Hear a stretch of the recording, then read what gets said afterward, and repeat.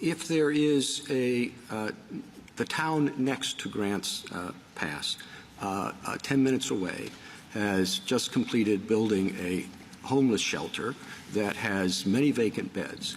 Does that change the analysis here? I mean, we've talked about the town wanting to ship people out of the town.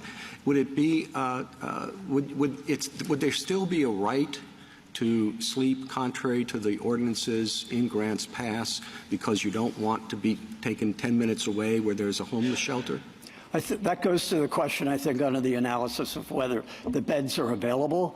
And I think if they're right across the town line, it would be appropriate to take into account that there's a homeless shelter there, even though it's not one in the city of Grants Pass. But often in a situation, the two towns might cooperate to have one homeless shelter. Well, yeah, shelter. they might, but often mixed towns don't always cooperate. So what if it's 30 miles away? Is the shelter available in that case for your purposes? Or are you going to tell me it just depends on all the circumstances? Well, I think it depends on municipalities won't have that much I think guidance. It depends on the accessibility. I mean, one of the fundamental points here. The accessibility is that when an officer comes up in Grants Pass and finds a homeless person and says it violates our ordinance, but I will give you a ride down the road, 30 miles, whatever it is, because there's a new homeless shelter there. And the person says, no, I don't want to do that.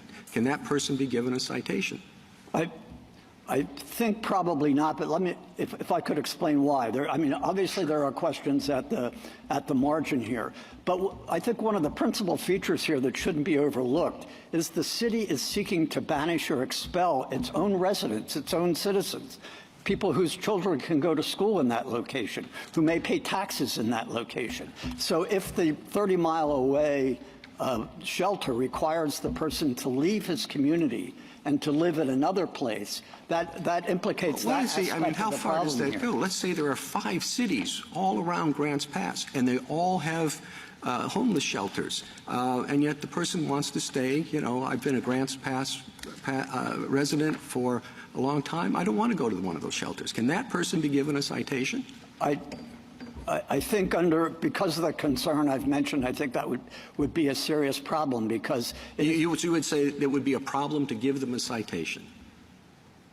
Yes, I think so, because you would be requiring, or the city's ordinance requires them to leave the city of Grants Pass. If the homeless shelter is right over the line, they can still be part of the community of Grants Pass. No, but it's in another city. You keep fighting the hypothetical. And that's why I think it's different. I'm not prepared to say it, that absolutely not, but I do think it's different because the city is implementing its policy of banishing people, its own residents. Banishment is a strange word when you're talking about something 10 minutes away. But again, the question is whether you could still realistically be part of the community where you grew up. The figures show it. In fact, JA 114, 115 here shows that most of the homeless people in Grants Pass are from Grants Pass. Counsel, everyone's mentioned, not everybody, many people have mentioned this is a serious policy problem. And it's a policy problem because the solution, of course, is to build shelter, to provide shelter for those who are otherwise harmless. But municipalities have competing priorities. I mean, what if there are lead pipes in the water? Do you build the homeless shelter or do you take care of the lead pipes? What is isn't enough fire protection? Which one do you prioritize? Why would you think that these 9 people are the best people to judge and weigh those policy judgments?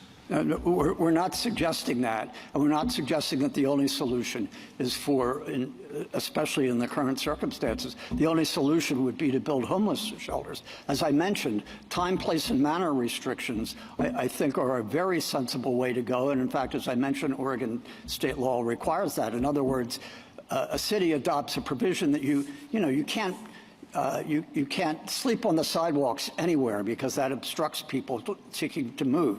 You can't camp near a school. You can't camp downtown. You can't sleep downtown. You might be able to sleep in a park, And so a park, and that could be patrolled for drug use and whatnot. Counsel, none of these other laws are inapplicable if there's a time, place, and manner restriction. This is an old question, but, you know, eating is a basic human function as well that people have to do, just like sleeping.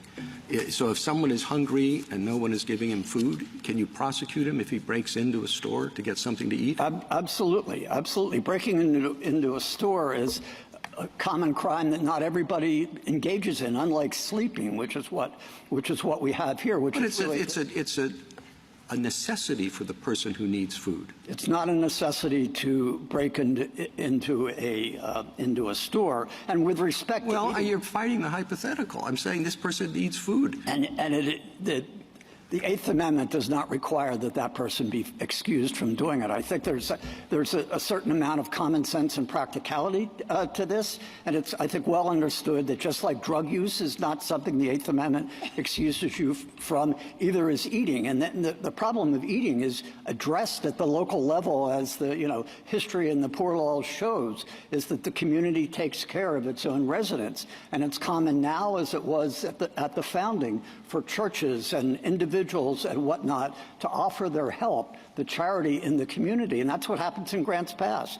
Various organizations feed the homeless people, and there are social services to help the homeless people. So this is consistent, except for the absolute ban on sleeping in the city. Otherwise, the community's response is what has been done down through history. Thank but you, it's the Counsel. city's absolute ban that interrupts that continuity. Justice Thomas?